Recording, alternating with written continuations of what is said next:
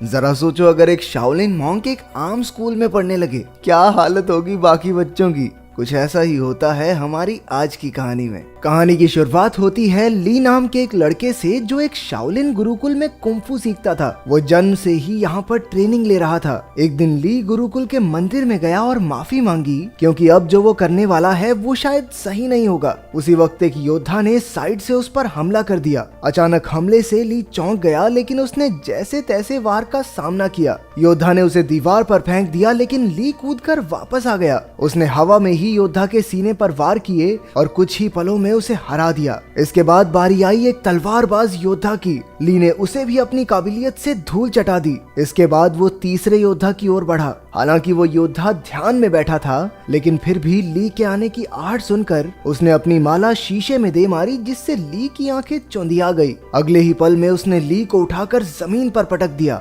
योद्धा बस जीतने ही वाला था कि ली फिसल कर बच गया और फिर दोनों में जबरदस्त लड़ाई शुरू हो गई। अंत में जीत ली की ही हुई। फिर वो मंदिर में सर झुकाकर बाहर चला गया। गुरुकुल के टीचर ने उसे बताया कि परीक्षा में उसने सबसे ज्यादा हुनर दिखाया है, इसलिए उसे शहर के नए स्कूल में जाने का मौका मिलेगा। शहर में वो 3 लोगों के परिवार के साथ रहेगा, जिसमें 2 बच्चे और एक उनका पिता है। वो आदमी दरअसल एक साइंटिस्ट है जो गुरुकुल के टीचर को जानता था। इसके बाद ली नए शहर की ओर रवाना हो गया। नए स्कूल में एक 15 साल का लड़का फैंग था, जो टाइकोंडो का खिलाड़ी था। उसकी छोटी बहन शैन शैन अपने भाई से बेहद प्यार करती थी। स्कूल के टाइकोंडो क्लब को लैन संभालती थी। वो फैंग के मुकाबले देखकर उसे उसकी कमियां बताती थी, ताकि वो और बेहतर हो सके। लैन का भाई तो एक नंबर का पेटू था। उसे हर वक्त खाने के सिवा कुछ नहीं सूझता था। वो चारों अच्छे दोस्त थे और आसपास ही रहते थे। दरअसल ली लैन के घर ही रहने आने वाला था। उनके पिता डॉक्टर हैन कड़ी मेहनत से काम में जुटे थे। उसकी पत्नी कई साल पहले गुजर गई थी, तो अब वो काम में मस्त रहता था। वो एक खास डिवाइस तैयार कर रहा था, जिस पर शहर के गुंडों की नजर थी। डॉक्टर हैन ने बच्चों को कॉल किया, पर लैन खुश नहीं थी, क्योंकि उसके पिता कभी घर ही नहीं आते थे। डॉक्टर हैन ने जल्द ही आने का वादा किया और उन्हें एक तोहफा खोलने को कहा, जो उसने घर पर भिजवाया था। असल में उस डब्बे में वही डिवाइस था जो वो गुंडे चुराना चाहते थे। तभी ली ने दरवाजा खटखटाया और लैन उसे अंदर ले आई। वो उसे उसका कमरा दिखाने ले गई और उधर उसके पिता को गुंडों ने बंदी बना लिया। उस गैंग के लीडर लैरी ने डॉक्टर हैन को धमकाकर उससे वो डिवाइस मांगा। डॉक्टर हैन ने कहा कि ऐसा तो कोई डिवाइस है ही नहीं। उसने बताया कि वो तो एआई टेक्नोलॉजी पर काम कर रहा है, जिससे कि उसके बच्चे अपनी माँ की आवाज वाले रोबोट से बात कर सकें। लेकिन लैरी को उस पर विश्वास नहीं हुआ। उसने सीसीटीवी फुटेज से पता लगाया कि वो डिवाइस तो डॉक्टर हैन के घर जा चुका है। फिर लैरी के 2 चेलों ने आगे बढ़कर डिवाइस चुरा कर लाने का जिम्मा ले लिया। स्लॉपी और फिस्ट काफी खुश थे, क्योंकि गुंडे बनने के बाद ये उनका पहला मिशन था। उन दोनों ने अजीबोगरीब कपड़ों से भेष बदला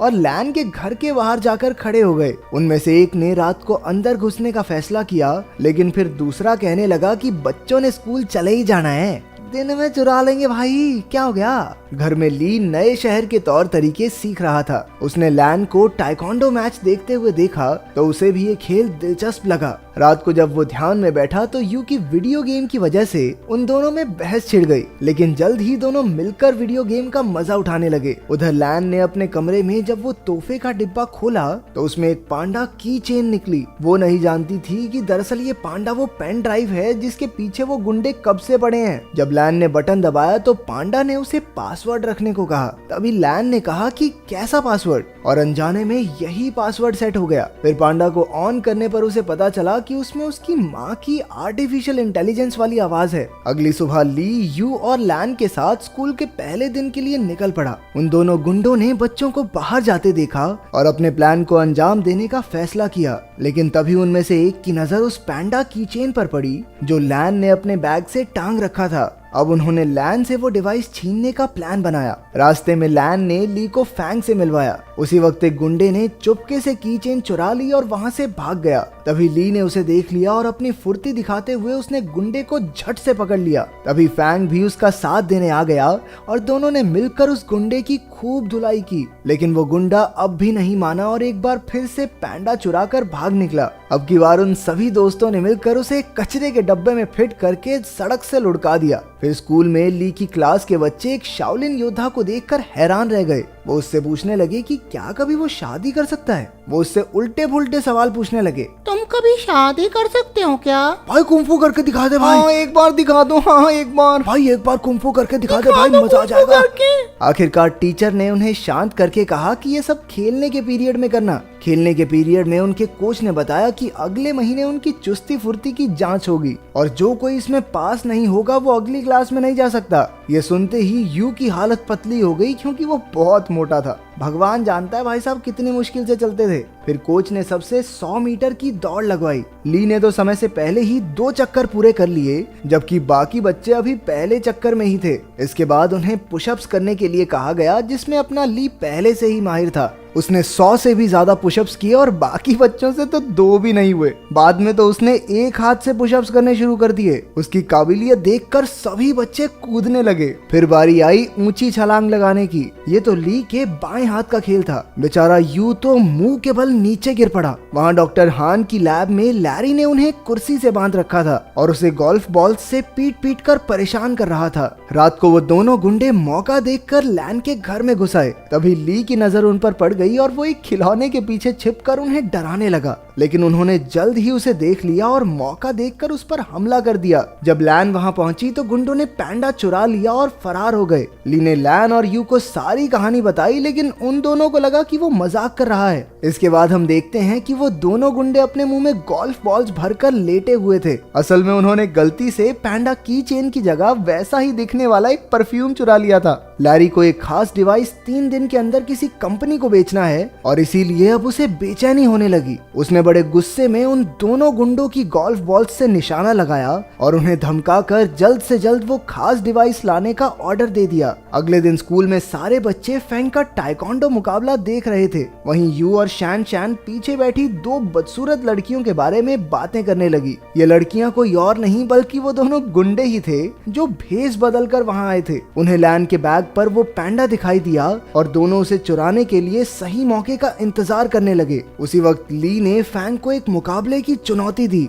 इस मजेदार मुकाबले को देखने के लिए सभी बच्चे भागकर आगे चले गए। अब सही मौका देखकर गुंडों ने बैग से पैंडा चुराने की कोशिश की, लेकिन इस चक्कर में उनके नकली बाल वहीं फंस गए। उधर मुकाबले में फैंग और ली में जबरदस्त टक्कर हो रही थी। दोनों ही एक दूसरे पर भारी पड़ रहे थे। आखिरकार दोनों ने एक दूसरे को ना मारने का फैसला किया और मुकाबला खत्म हुआ। उसी वक्त सबने पीछे मुड़कर उन दोनों गुंडों को पहचान लिया। बच्चों ने मिलकर उन पर हमला बोल दिया, लेकिन इस बार वो एक बच्ची को मारने की धमकी देकर पैंडा डिवाइस लेकर भाग गए। फिर बच्चे मिलकर प्रिंसिपल के पास गए और पुलिस को बुलाकर सारा माजरा समझाया। वहीं ली खुद को इस सब का जिम्मेदार समझ रहा था, क्योंकि अगर उसने फैंग को चुनौती नहीं दी होती तो लैन अपने बैग से दूर ही न जाती। लेकिन बाकी बच्चों ने उसे दिलासा दिया कि ऐसा नहीं सोचना चाहिए। आखिरकार लैरी के हाथ वो डिवाइस लग गया और उसके जरिए उसने कंप्यूटर पर एक प्रोग्राम चलाया, लेकिन उसे इस्तेमाल करने के लिए पासवर्ड की जरूरत थी, ये वो नहीं जानता था। उसने कुछ प्रोग्रामर्स को बुलाकर लॉक खोलने के लिए कहा, लेकिन पूरा दिन बीतने पर भी कुछ हाथ नहीं लगा। अब लैरी के गुस्से की सभी हदें पार हो गई थी। तभी उसने डॉक्टर हैन के फोन पर उसकी बेटी का मैसेज देखा। लैन चाहती थी कि उसके पिता उसके जन्मदिन के लिए कल घर आ जाएं। लैरी ने डॉक्टर हान की तरफ से कल पार्टी में पहुंचने का वादा कर दिया। अगले दिन लैन और उसके दोस्त जन्मदिन की पार्टी की तैयारी कर रहे थे। बाकी सब लैन को घर में अकेला छोड़कर उसके लिए तोहफे लेने गए। तभी लैन को उसके पिता का मैसेज मिला कि वो घर के बाहर आ गया है, लेकिन जैसे ही वो बाहर निकली उसे किसी ने अगवा कर लिया और गाड़ी में डालकर ले गया। उसी वक्त ली और उसके दोस्तों ने लैन को वैन में देखा और अपनी साइकिल्स लेकर उसका पीछा करने लगे। अंत में सब डॉक्टर हान की लैब में पहुंचे और लैन को ढूंढने लगे। वहीं लैरी और उसके बिजनेस पार्टनर में बहस छिड़ी हुई थी, क्योंकि लैरी उस खास डिवाइस को कल बेचने वाला था, लेकिन अब तक उसे उसका पासवर्ड तो पता नहीं। अब लैरी गुस्से में लैन के गले पर चाकू रखकर उससे पासवर्ड पूछने लगा। लैन ने जवाब दिया, कैसा पासवर्ड? और उसी वक्त वो प्रोग्राम चालू हो गया। बाहर शुरुआत वाले दोनों गुंडे अड्डे की रखवाली कर रहे थे। ली और फैंग ने उन पर हमला करके उन्हें कुछ ही पलों में चित कर दिया, लेकिन इसके बाद उनका सामना हुआ लैरी के आदमी ब्रैडली से। वो भी एक खतरनाक फाइटर था, इसलिए ली और फैंग मिलकर भी उसे हरा नहीं पा रहे थे। अंदर लैब में लैरी की डील पक्की होने ही वाली थी, कि उसी वक्त यू ने आकर चुपके से अपनी बहन और पिता को रिहा कर दिया। ली ने भी वहां पहुंचकर गुंडों का मुकाबला किया। उसी वक्त लैरी पेनड्राइव वाला बैग लेकर बाहर की ओर भागा, लेकिन डॉक्टर हान, यू और लैन ने मिलकर उसकी धुलाई कर दी। ली एक बार फिर से ब्रैडली के साथ मुकाबला करने में फैंग का साथ देने पहुंच गया। आखिरकार वो दोनों मिलकर उसे हराने में कामयाब हो गए। अंत में पुलिस भी वहां पहुंच गई और सारे गुंडों को पकड़ लिया। बाद में ली और यू को उनकी बहादुरी के लिए प्रिंसिपल ने मेडल दिए। अगर वीडियो पसंद आई तो लाइक कर देना, चैनल को सब्सक्राइब कर देना। मिलते हैं अगली वीडियो में।